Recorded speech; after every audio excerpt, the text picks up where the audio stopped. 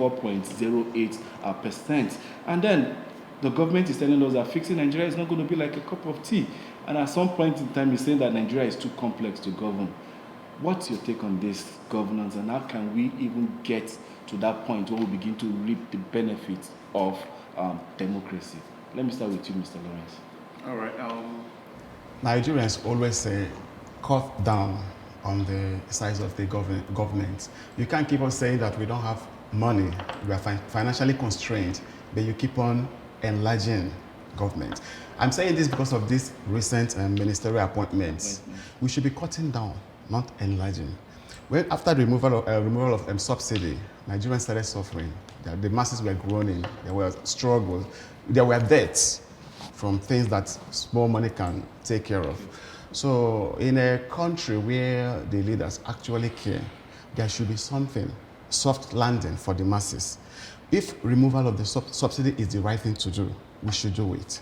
We have to do what is right. But then you have to now factor how it affects the masses. You just don't tell the masses, unfortunately, there's no solution to your suffering. It doesn't make sense to me. There are solutions. If you don't know, you ask. There are intelligent people in Nigeria. Surround yourself with the right people. They will give you the right advice. So. All right, thank you so much for that, Chief Anthony. Let's go back to you. Now, this word corruption, I mean, it's like a recurring decimal. Every administration will come with that in their manifesto that they are going to fight corruption. We've seen it over the years, and yet we are still talking about corruption in the country. Does it mean that this corruption is kind of a monster that cannot be defeated in Nigeria? It is. It is a monster. Corruption is Nigeria, and Nigeria is corruption. I want to give you a little example. At my age, I want to go out somewhere, maybe get more sanity. Sell off everything I have and find my way. I went to the passport office to renew my passport. The official fee, I know the Controller General. I know the Controller General, the acting Controller General. The official fee is 20,000 naira. When I got there, they said, this, that. First and foremost, I have to pay 50,000 into the account of an immigration officer. I called the guy aside. I said, why do I have to pay? He says, it's to enable them do this, do that, do this, do that, this. Initially, I wanted to back out. But I didn't want to go back to the source because I had already spoken to their boss. Before I got there, they knew that I know their boss. And yet, they placed this demand before me. What it tells me is that even their boss that I have spoken to is part of the cartel. 50,000 naira was paid. They gave me a date to come out for capture. I went on that date. They did the capture. They called me about 6 weeks later to come and collect the passport. When I went to collect the passport, they will do this, they will do that. At each point, they will say, when they finish, I'll appreciate us. I said, what am I appreciating you for? You are paid to do this job. It's what I call service empathy. When people are employed to deliver service, they turn that service, they begin to serve themselves using that platform. That is why I said corruption is in Nigeria. Positions are bought and sold in this country because we don't tell ourselves the truth. Most of us are shouting about ministerial appointment. Do you have the money to pay, to put on the table for your name to go there, go to the Senate and get the clearance? Yes. Atiku Bagudo, he has the money. The guy that is indicted is in the public domain. He's part of those money that Atiku Abacha stole. He was the one laundering the money in the U.S. He was tried in the U.S. repatriated to Nigeria and became a free man. So corruption is a Nigerian. It's everywhere. Even the president we have today, he corruptly piloted himself to that position. And everybody's keeping quiet. So what are we talking about corruption? When it is everywhere, even, I don't know, even in Anambra here. Commissioners are contractors. So is it more like saying give up hope on corruption and good governance in this part of the world? Is that what you're saying? No, we need to go back to square one. We need to, first and foremost, unbundle the national institutions that are creating the ground for corruption to thrive. We need to even unbundle the nation itself. If we want to, into 6 geopolitical zones, where people will now begin to become responsible for their own people. You make me Minister of Works in Abuja or Director of FEMA. I will budget 20 billion to go and do the road from Onitsha through 33 to Enugu State, a very important feeder road that goes into Eda. I will bring my staff from Abuja. Their overhead costs, the cost of keeping those people in the hotel, the cost of renting equipment to do this job is higher than the job they are doing. So they will do 1 or 2 kilometers and then publicize it, and that's it. So we need to unbundle the nation. Nigerians need to rise up. Power belongs to the people. The people must get up and take back this country from the criminals that are ruling this nation. We'll get back to that point where the people will need to take over the country and then probably get it out. But then you were talking about reducing the cost of governance, Lawrence, you understand? When you reduce the cost of governance, where then does the money go to? Because if you still have the same corrupt people in the sphere of things, when you reduce the money, it still comes into their pockets. So what do you do with that reduction of money, and then how then do you make the right spending of the reduced money? A sake of boys as to what my brother said. So you unbundle before you begin. People need to rise up, because we have to change things. Because if you save the money by reducing governance, the cost of governance, and you keep it into the hands of corrupt people, you will be re-looted again. So we have to find a way that when we do social programs, this money actually gets to the masses, to the poor people. In a country where some state governments, for instance, provide free health services, but the poor masses have to bribe or pay money to access them, you find out that they can't afford them. And they still die from health implications, even though the state is providing free health services. So corruption kills. It's very dangerous. It has become so systematic. It has been ingrained into the fabric of Nigeria. So even in schools, in primary schools, it's everywhere. So it's something, like he said, we have to rise up. We have to crush corruption from ground up. Okay. Talking about corruption, yeah, I know we have to rise up, but I remember what happened when we did the NSAS and all that. But before we get into that, let's talk about what just happened today. We saw in the papers the sharing of 30 billion naira. No, 5 billion naira, sorry, per state, and 100 billion naira palliative. Now, this is the money that has been actualized from the fuel subsidy that was removed, right? The subsidy that was removed. And now, giving it down to state governments. We know what happened during COVID period when they shared palliative, and we heard about rice they are going to bring down to states. Now, at this point, now bringing it down to state governments, do you think that with this, it can actually cushion the effect this removal of fuel subsidy is having on the masses, the poor masses, the people that are actually suffering? I do not think so. Basically because government, as we know it today in Nigeria, make policies designed to look good to the public, but actually to benefit the policymakers and their cronies. The 5 billion they are giving to the governors is like they are buying the governors. The governors cannot use that 5 billion diligently to affect the masses. Apart from the fact that I disagree with the subsidy something, because I from day one, I have always seen it as a scam. Because if you follow it from 2009, when they were paying 300 and something million, and then from where it graduated into trillions, you will know that something is wrong somewhere.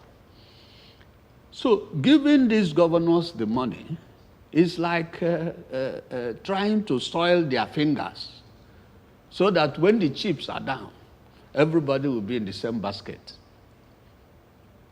Because if I'm a governor, you give me 5 billion naira.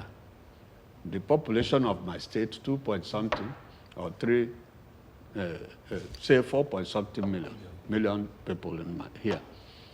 How do I get a data of those who are poor, those who are in need? So some of us are saying, what you need to do is to put things on the ground, like buses. If I go to New York now, I don't need a car to move around. I schedule myself, and the moment I step out, I enter the bus and get to where I'm going. At a price that will not change tomorrow morning or next week. I can buy a bus card for 1 month and plan my life. In the absence of those things, you're giving somebody 5 billion. Okay, go and provide palliative for your people. Assuming I'm governor of Zamfara, the poorest state in this country, the poorest. And the immediate past governor was just nominated to be Minister of State Defense by this same government that is giving 5 billion to people in Zamfara to solve. Can 5 billion solve the problem of hunger in Zamfara? And can I add something? Yeah. So when you give a state like Kano or Lagos with almost 20 million people, 5 billion, then you give Bayelsa, that is like as little as my village, yes, 5 billion. So I don't know how all these things was planned. It doesn't rhyme. And something else I want to touch on is like Nigerian governments, they always look down on the citizens. Because in some countries, the citizens will know how this money is planned to be used. We don't know anything. You're just giving them 5 billion on how. No communication to the masses, no information. We don't know how it's being planned to be used. So there's no way we can question the governor if he doesn't use it the way we want, or because we've not been given any guidelines on how it should. There's no way we can hold him accountable. The money is just for him. So you're saying that's already an act of corruption in your own estimation? Like that many is other what it things is. already done. All the social programs done by the past, this thing that you hear 70 billion spent on poor masses, being paid 20,000 for the 6 months, and these are you. Where are they? Where are those people getting the money? Well, since we're talking about corruption and good governance, and we want to ask, there are questions that are pertinent to really ask, because actually Nigeria didn't stroll or stumble into this present state overnight. Things gradually were happening and nothing was being done. I remember way back as a youngster in the 80s, there was this fight against corruption, tagged war against indiscipline, where people, as little as we were in primary school, we know what we're meant to do. You get to a bus stand, irrespective of whether the bus is there or not, you are in queue. And then a bus comes, based on the queue that you guys enter, nothing like rushing. I'm telling you this because I was in Lagos at that time as a youngster. But then, over the years, we now began to see where respect and the rest of it begins to eradicate from our society. Will you put government to blame for that, or will you say parents, which is the microcosm of every family, failed on their aspect? Sometimes we don't really need to blame government for everything that has happened in this country. I think we all have our own contribution to say Nigeria has failed us and then we played a role in it. What's your take on that, Lawrence?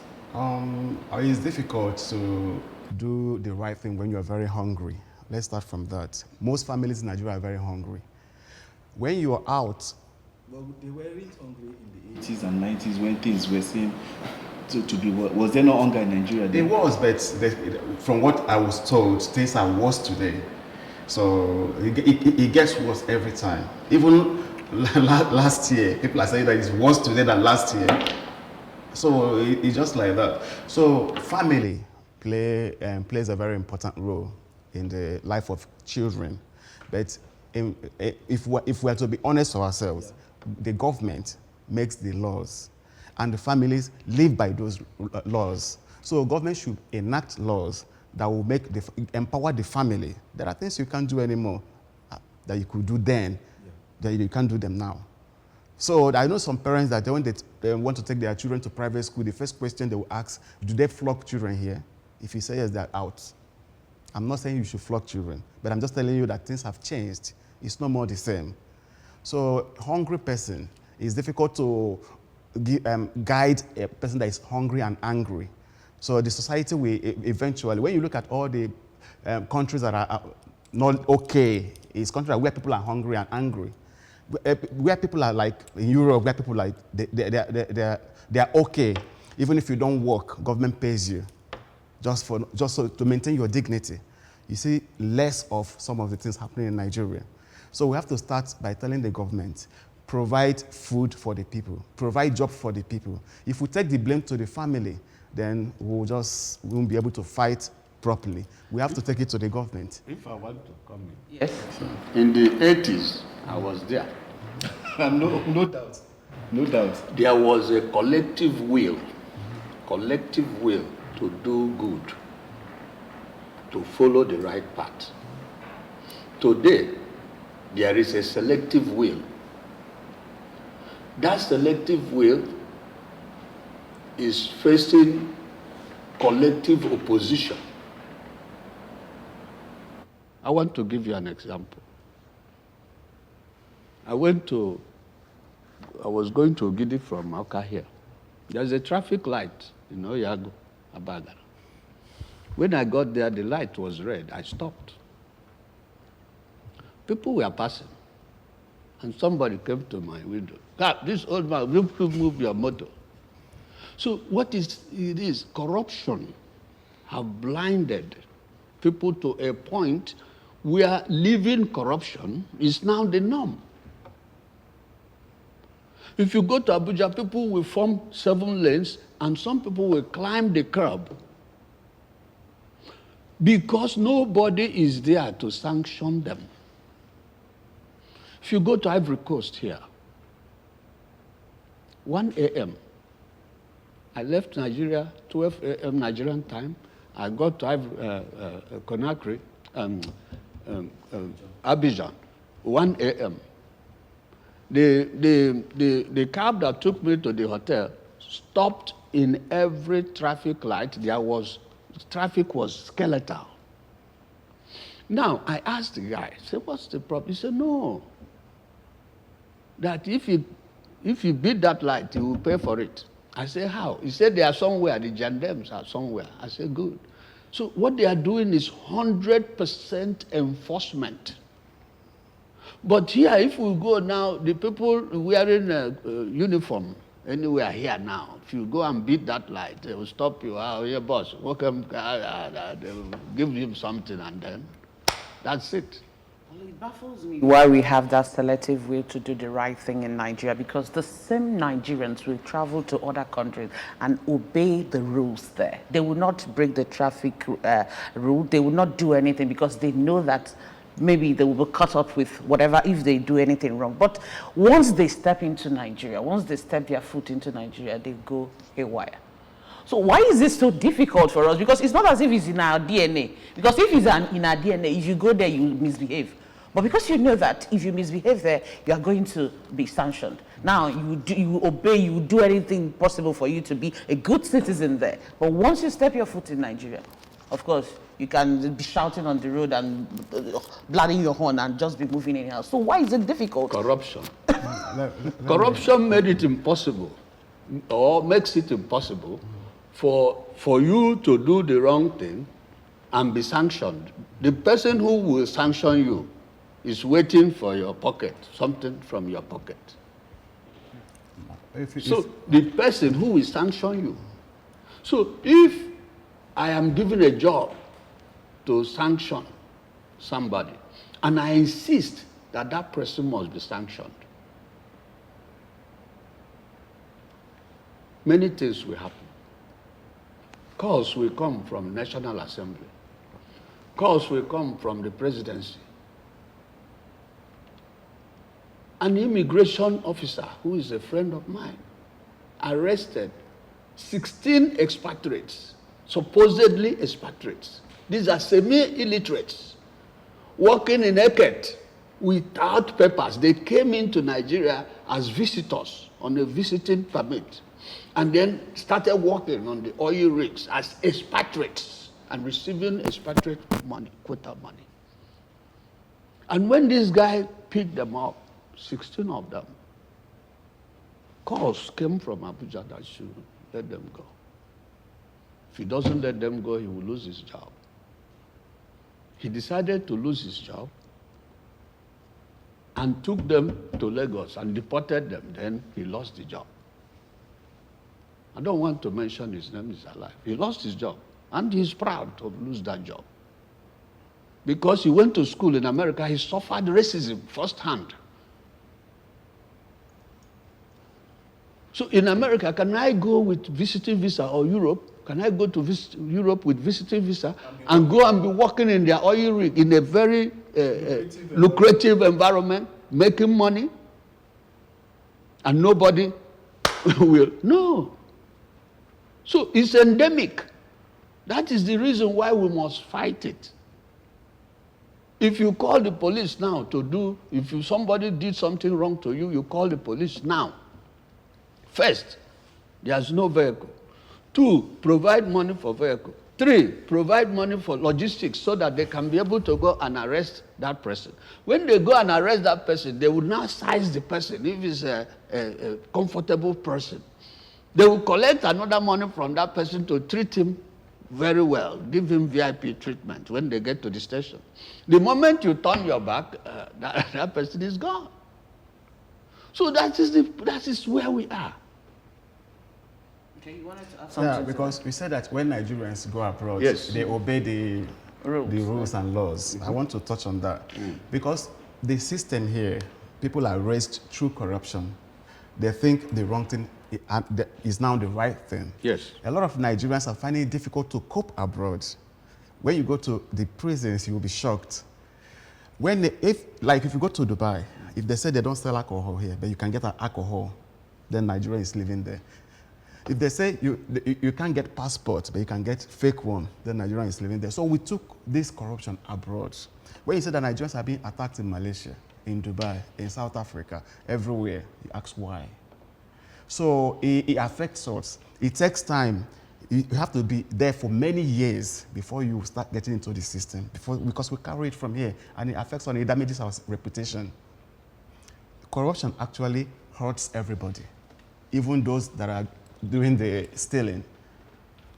Because I remember when I was a student in Sweden, my dad made it that I must be coming to Nigeria every holidays, because he said that all his children must love Nigeria. You will not go and study and live there. So I always come back every holidays. I always go back through London or Amsterdam. If I get there, British people are a little bit okay. They will still suffer you, but they won't put it in your face. They will be diplomatic. They will take my passport, do whatever they have to do. I have to stand and wait. But at Schiphol Airport in Amsterdam, they will just be doing it like that in front of me. They were embarrassing me. And at one point, people behind me will start hissing because they are tired, because I'm the one standing there. I'm suffering because of my country. And I didn't participate. I didn't gain from the government. I didn't get anything from the corruption, but it's not affecting me. So it hurts everybody. That in our estate in Lagos, there's a politician, a retired, that amassed wealth. when he was in governance. So now he decided to build Plaza. So anytime we are out in the estate in the evening, he's complaining that the engineer handling the job is very corrupt. He himself is corrupt.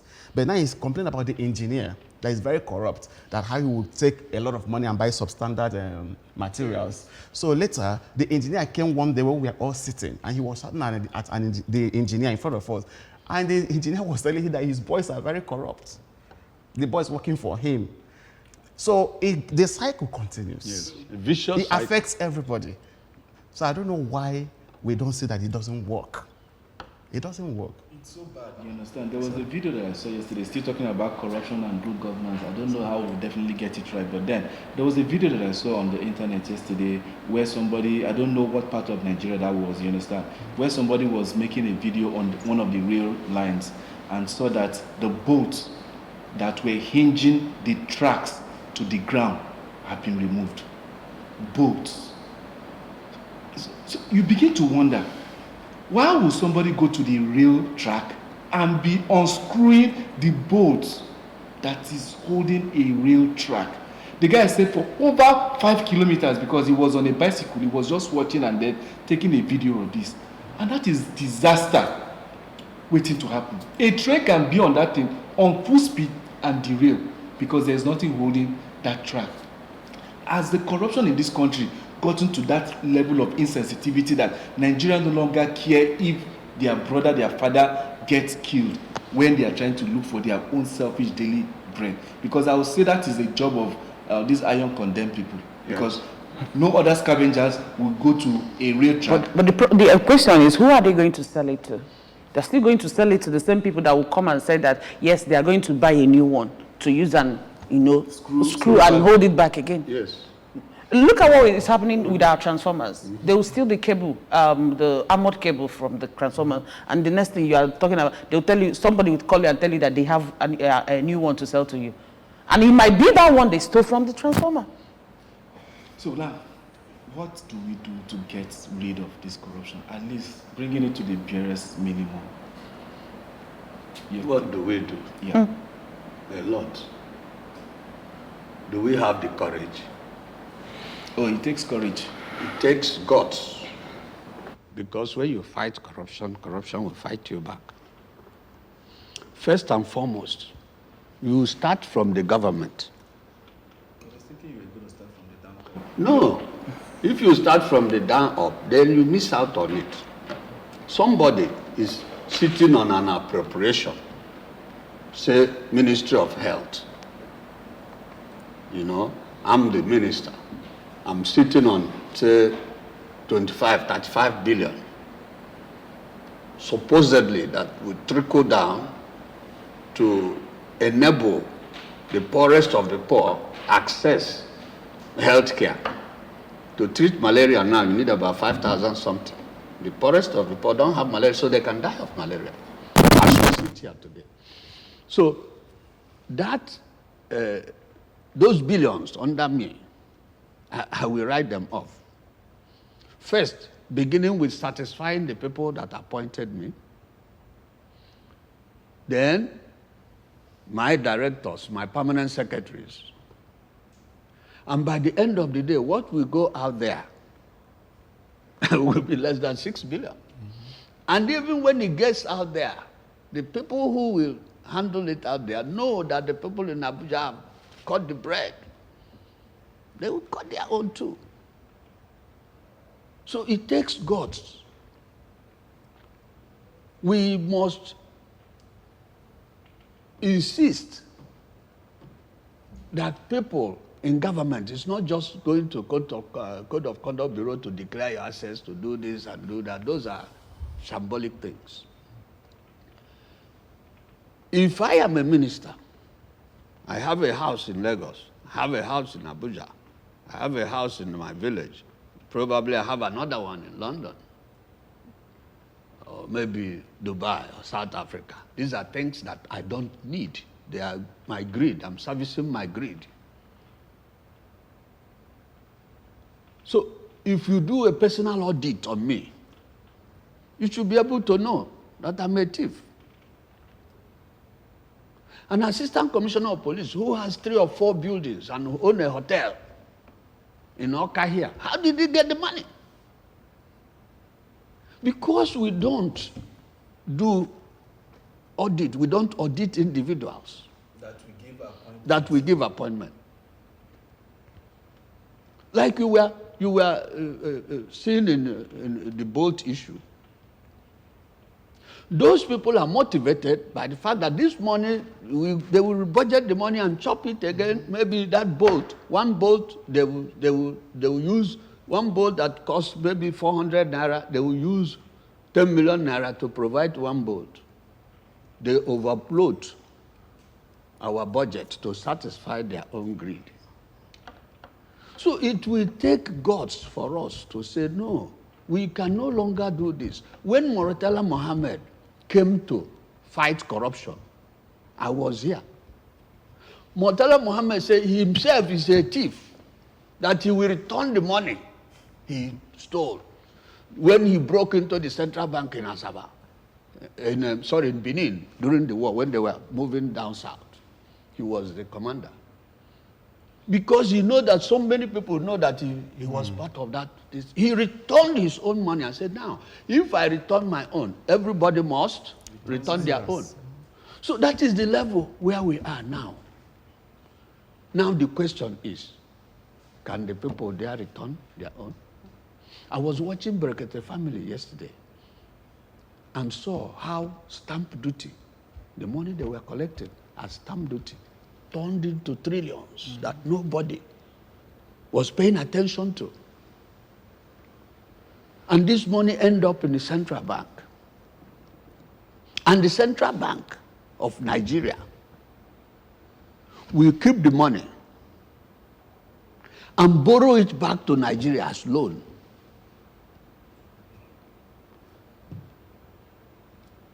Now, the young man who was there, he looked crazy. But they asked him a control question. He said, no, he doesn't need to go far. He said, okay, what is the budget, the share capital of Central Bank of Nigeria? XYZ, less than 2 trillion. What is the overall budget? Give or take, 3 trillion. But an organization whose total monetary running cost is 3 billion, is now able to loan 20 billion to the government. Where did they get the 20 billion from? Nobody will ask the question. Nobody will ask the question. It was so humongous that the guy claimed that some people, including the present deputy, the acting governor of Central Bank, they said they brought him from NIPS and made him deputy governor. Emefiele brought him, including himself. Some people were getting $2 million a month out of the Lagis. And these $2 million, they will not plow it back. They will not plow it back into the system because they are afraid that the people might begin to say, how do you get this money now? They will find a way to get it out. If the money stolen from this country is plowed back into this nation, there will be no poor Nigerians. People will be jobless. We will be talking about 33% of unemployment. So that is my own suggestion. We must begin to, in fact, the federal structure is fraudulent. It creates a perfect environment for corruption to thrive. That structure must be dismantled. America have 15 secretaries. America is approaching, is 260-something million, if I'm not, about that. 300 now. 300. Okay, 300 million people. They have 15 secretaries. Nigeria, 200 and something million. Fraudulent, we don't have a good figure because our figures are just, they are neither here nor there. Right. we have 48. We are a poor country, supposedly, because our leaders go out to ask for one loan or the other, ask for, ask Western governments to do, Alumajiri type of leadership. That's what we have. Well, it seems we are going in just circles. Like we keep on talking about this. Now, the same people that are poor, they are living more than the rich people. Well, talking about corruption, I don't think corruption is a Nigerian. I feel it's an African. Because it's not just happening in Nigeria. You know, we are using Nigeria as a case study. But look at what is happening in Niger. Look at what is happening in all other African countries. Does it mean that we cannot enthrone good governance in this country? I know that there are things need to be. I know that an average Nigerian is corrupt. Look at people in schools, just like you mentioned, in private school, you see them. They would ask the children to bring money for end of year party. Do this one, do this one. At the end of the day, when you want to pay school fees, it's like 100 and something thousand. But I mean, we are supposed to subsidize education in this country, and we know that we have the poor people that cannot afford all this. Now, if you go to offices, for you to even borrow a pen from a clerk or say, cholom something, how much are you going to give me? In schools, for them to write your name or even to give you admission, even the typist can even type in your name once you grease his or her pants. Now, this issue of corruption, it seems like it doesn't even have end. But I know that something can be done. Yeah. So how do we get it right? Because, of course, I know that we have to do a lot of engagement, talking to people, creating awareness, starting from when these kids are small, telling them. But who are going to tell them? People that don't, you can't give what you don't have. There are two things I want to say. The urgent way, first, is to start electing people that have empathy for the masses. If you elect people that don't care about the masses, there's nothing you can do about it. Look at what's happening in the Senate today, giving themselves 70 billion when they know that Nigerians can barely eat or take care of themselves. It wasn't as if they appropriated it to themselves. It was the president that said, from what we are having, we'll be giving you people 70, be giving the judiciary this amount. So are you saying that they should have rejected it? Definitely. Normally. Definitely. They won't even allow the president to mention it in a decent country because the masses are suffering. Should be talking about Yes. pay cut. Yes.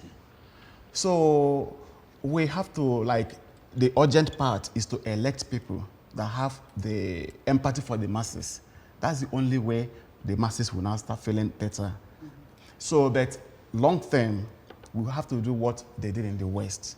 Start from the children. Start changing the mindset of the children. They will outgrow this generation will go. Then the new ones will now be different. Because it has gone so deep down. In a classroom where you are teaching a child that this is right, and the child still see you as a teacher coming to school late, and you are telling him that if you come late to school, it's not good. Like, you're supposed to come here before they ring the bell for assembly, but the teacher will come to school after the assembly. That's when he said 100% enforcement Okay. works. So, the enforcement, can correcting the corruption in Nigeria to the barest minimum work without touching the constitution? Because when you want to solve problems, you do short term and long term. There are things we can do short term, but touching the constitution could be part of the long term. Because you can't just change constitution, everything will be perfect. You might have to rechange and rechange because it's ongoing. When it keeps going, you keep on seeing where to amend so that it can be perfect. From my own estimation, the problem Nigeria has is enforcement. We don't see scapegoats paying dearly for doing the wrong thing in this part of the world. And it becomes a norm when it happens over and over and over again. The moment you begin to make scapegoats, when I mean sacred cows, begin to pay the price, the young man on the street will understand the penalty, what he tends to lose if he drives on a one-way road. We'll definitely get to know what the penalty is if you get into a place and then you don't stay in queue. So I think Nigeria has to, first and foremost, come to terms with, Leadership. Leadership has a role to play. If I am the president and I am not corrupt. It will be difficult for your ministers and your cabinet members. Yes, because they know if they do, I'll deal with them. Julius Nyerere, you know him, the late Julius Nyerere, bless his soul, president of Tanzania. He left office, what he had in his account when he left office, $8,000, equivalent of $8,000, after many years as president of his country. He lives in a bungalow. The bungalow he was living in before he became the president. But just appoint somebody, caretaker chairman of Udemili North local government today. By next month, he will start to build a mansion where he will transit from where he is. Because the people who appointed him, they are taken from him. So leadership, if we are able, it is not easy because the political process makes it difficult for those good people to get there, or even impossible. Those people are here, they are in this country. There are people in this country who don't need anything. They don't need any house in Abuja. They don't need to live in any mansion. They are not, it's not in their DNA. They don't even, have anything to do with it. They are there. But willing how? to serve. Yeah? They are there willing to serve. Willing to serve. But how do they get there? Most people in the National Assembly today, elected themselves. Nobody elected them. They compromised. They bought the system to get to that place. So when they get there, they are not thinking about you and I. They are thinking about the next election. And how to make back the money. And that how they to used keep the money. buy So that the next election you will be sharing money and all of us will be Alamajiris on the line collecting. You want to say something? Okay, what he just said, quickly. these good people are here in Nigeria. Yeah. And people know them. And people want them to go there. But the opposition is massive. The people opposing, they are huge. They have the money. They have everything needed to fight. But the other side, they don't have the power to fight. So it's not like we don't know some of them. Democracy is for the people and by the people and for the people. Why don't the people get their right candidate into power? In a country where the leaders have empathy, I always come down to that. If the leader doesn't care about you, there's nothing about it. Well, on that note, we want to say a very big thank you to both of you, Chief Anthony Chibo, for joining us on the show this morning. Thank you. It's my pleasure. I wish we can continue. We don't have time because we have other programs. We really don't have time this morning. And thank you so much, Lawrence Onuzulike, for being part of the show this morning. Thanks very much. All right, we want to say a very big thank you to you that watched us from anywhere you are this morning. Thank you so much for joining us. But you know that all of us, we have a part to play to see that we bring the corruption to an end in our country. Good governance, it's not like a rocket science. We can actually enthrone good governance in Nigeria. It's all about openness, integrity, and electing people that can, rule us and have empathy, just like our guest said this morning. My name is Chidimma Oranwa. Have a lovely weekend. Anambra will say thank you for watching. God bless.